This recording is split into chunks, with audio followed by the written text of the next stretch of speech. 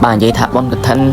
bát span là rá bạn nè đi cô ngày ní cứ spo mình lúc là mình tên tại mặt đong sật sân tay chi nè sầm ăn cá nâng nè mày ẩm nè đi cô chiên thọt trù rùm tại mặt đong nó không pe tay nút đây còn miên ca rom lên cầm san chùm mùi nâng lần tay lên bên pít á phụ mày bong ôn cứ lôi khăn mình tên tại mặt đong mà không đúng miên này na rùa mày sập bài mà ở đây thì tổng óc khi tại mặt đong nữa bà mình tha tại nhau mình tha tại còn mày ẩm thái cứ chụp chung khi và cùng rò ban chụp chung khi vậy chẳng á đểไปban chụp chung khi bên ấy đã mà ở đây tại mặt đong bắt đầu hay cầm lấy chắc phụ mày bong ôn ngàyตี5ហ្នឹងគឺយើងមានការធ្វើកឋិនទានដង្ហែទៅកាន់វត្តកោះជុំអញ្ចឹងពុកម៉ែបងប្អូនដែលមានកម្រងទៅវត្តកោះជុំចាំទៅជួបគ្នានៅវត្តកោះជុំទាំងអស់គ្នាណាព្រោះថាម៉ោង1យើងនឹងដង្ហែកឋិនទានរបស់យើងនឹងចេញពីផ្ទះទៅដល់វត្តកោះជុំហើយអញ្ចឹងពុកម៉ែបងប្អូនដែលនៅវត្តកោះជុំកុំភ្លេចចាំជួបគ្នាទាំងអស់គ្នាហើយអរគុណពុកម៉ែបងប្អូនដែរដែលបានអញ្ជើញចូលរួមបានច្រើនកកខ្លាំងមែនតើដូច្នេះពុកម៉ែបងប្អូនទាំងអស់គ្នាកុំភ្លេចណាវត្តកោះជុំយើងនឹងហែកឋិនថ្ងៃទី5ហ្នឹងបាទពុកម៉ែបងប្អូនវត្តកោះជុំគឺមានកម្មវិធីលេងកម្សាន្តថែមទៀតបាទពុកម៉ែបងប្អូនហ្នឹងហើយពុកម៉ែបងប្អូនទាំងអស់គ្នាភ្លេចណាបើសិនជាពុកម៉ែបងប្អូនទាំងអស់គ្នាស្រឡាញ់និងចូលចិត្តនៅវីដេអូរបស់ខ្ញុំបាទកុំភ្លេចជួយចុច Subscribe ក្នុង Channel YouTube របស់ខ្ញុំម្នាក់មួយផងណាព្រោះថាដើម្បីជាការលើកទឹកចិត្តឲ្យខ្ញុំមានកម្លាំងចិត្តធ្វើវីដេអូថ្មីៗជូនពុកម៉ែបងប្អូនទាំងអស់គ្នាទៀតជាពិសេសធ្វើវីដេអូកឋិននិទានបន្តទៀតនៅថ្ងៃទី5នឹងតែម្ដងអូខេអរគុណច្រើនពុកម៉ែបងប្អូនទុកជាមុនណាហើយបើយើងក៏លេខមកមើលអ្នកដែលចូលរួមក្នុងកម្មវិធីប៉ុននេះមិនថាដល់រាត្រីប៉ុណ្នេះហើយពុកម៉ែបងប្អូននៅតែមានមនុស្សអ៊ូអរច្រើនខ្លាំងមែនទែនតែអ្វីដែលសំខាន់ពុកម៉ែបងប្អូនណាហើយពេលរាត្រីគឺមានការរំលែងកំសាន្តជាមួយនឹងក្រុមភ្លេងពិនពីណាពុកម៉ែបងប្អូនគឺវាយផ្ទាល់ដៃតែម្ដងពុកម៉ែបងប្អូនអើយព្រោះដំណំខ្លាំងមែនទែនរួមសប្បាយមែនទែនមិនថាម្ចាស់ប៉ុនមិនថាអ្នកលៀងចានអ្នកលៀងកែវមិនថាក្រុមអ្នកមកចូលរួមមិនថាអ្នកជួយអ្នកអីទេពុកម៉ែបងប្អូនគឺរួមលេងហើយទៅដូរខោដូរអោរួមលេងសប្បាយតែម្ដងណាអូនទាំងអស់គ្នាសប្បាយខ្លាំងមែនទែនសម្រាប់បុណ្យកឋិនមួយនេះគឺសប្បាយញាក់ត្មងហើយកុំភ្លេចពុកម៉ែបងប្អូននៅព្រឹកឡើងថ្ងៃទី5នេះយើងនឹងមានការរៀបចំបុណ្យកឋិនហ្នឹងដើម្បីដង្ហែទៅកាន់នៅវត្តកោះជុំពុកម៉ែបងប្អូនដែលស្ថិតនៅក្នុងភូមិបង្គំឃុំឃុំថ្នត់ជុំស្រុកកកខេត្តពោធិ៍សាត់បាទពុកម៉ែបងប្អូនដូច្នេះពុកម៉ែបងប្អូនអាចអញ្ជើញចូលរួមនៅក្នុងកម្មវិធីអង្គកឋិននិទានដង្ហែទៅកាន់វត្តកោះជុំក៏ដូចជាចូលរួមនៅក្នុងវត្តកោះជុំតែម្ដងបាទនេះម៉ោង1ថ្ងៃទី5ខែវិច្ឆិកាឆ្នាំ2025នេះយើងនឹងមានការដង្ហែជុំវិញប្រតិសិនព្រះវិហារបាទដើម្បីយកលៀងស្បៃក៏ដូចជាបរិខានៃអង្គកឋិនយើងទាំងមូលបាទចូលទៅក្នុងព្រះវិហារដើម្បីប្រគេនជូនព្រះប្រសង្ឃហើយបាទពុកម៉ែបងប្អូនឃើញថាយប់មិញមិនថាកម្មវិធីនៅរោងប៉ុនទេក្រុមការងាររបស់យើងទេគឺនៅឯវត្តកោះជុំនោះក៏មនុស្សណែនពេញរោងពេញបដិវេណវត្តដែរបាទពុកម៉ែបងប្អូនដូច្នេះសង្ឃឹមថាកឋិនសាននេះដឹងមនុស្សច្រើនយ៉ាងណាទេពុកម៉ែបងប្អូនទាំងអស់គ្នាហើយហ្នឹងហើយពុកម៉ែបងប្អូនគ្នាកុំអីខាត់ពេលយូរបាទសូមអញ្ជើញទស្សនាជាមួយនឹងបងប្អូនបាទក៏ដូចជាអ្នកដែលអញ្ជើញមកចូលរួមកម្មវិធីបន់រំលេងកម្សាន្តទាំងអស់គ្នាតែម្ដងមិនថាបတ်ចម្រៀងមិនថាការរំលេងកម្សាន្តគាត់តែមើលទៅដឹងថាសប្បាយញាក់តែម្ដងណាដូច្នេះពុកម៉ែបងប្អូនអញ្ជើញទស្សនាទាំងអស់គ្នាដូចទៅបាទ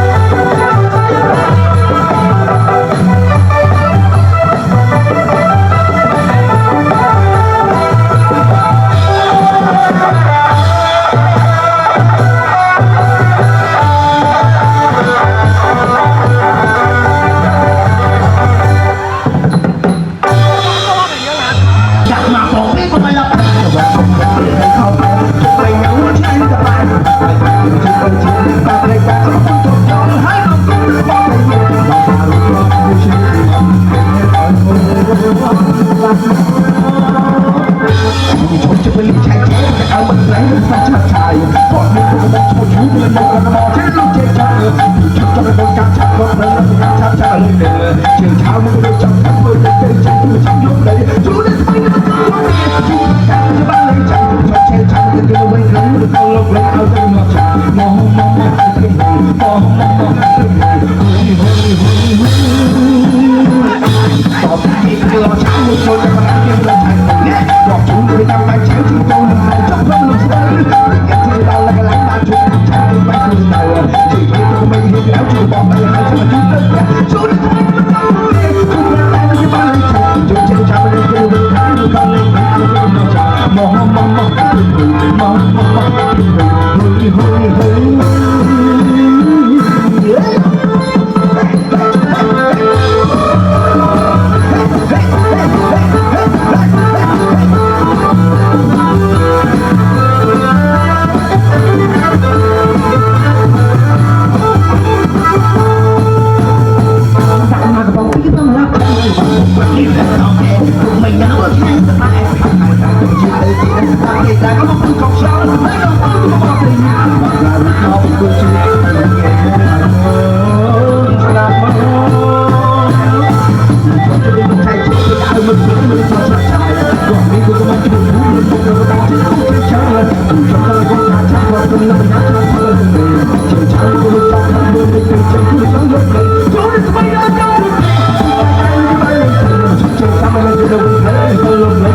งชามองมองมอง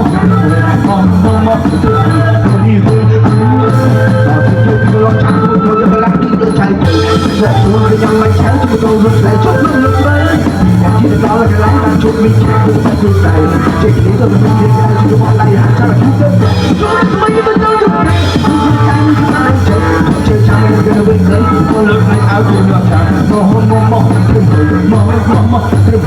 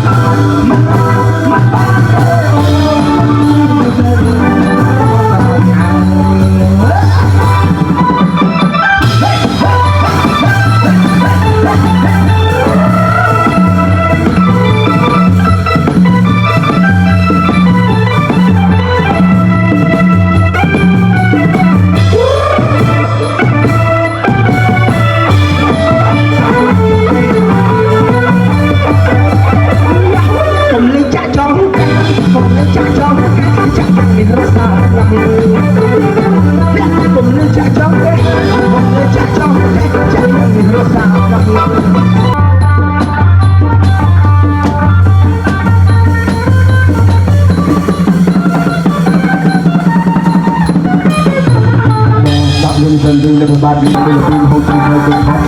ป็นชีตามเมืองตามที่ตามยังยืนยืนกันเส้นชันกับจะมีต่อในงานแบบนี้ช่วงมันได้แล้วก็สุดท้ายก็สองทางไปเรื่องจุดสายที่เรียกกันแต่ความดีเป็นเป็นเรื่องสัตว์ที่ผมไม่มีอ้อนจนกันไปแล้วก็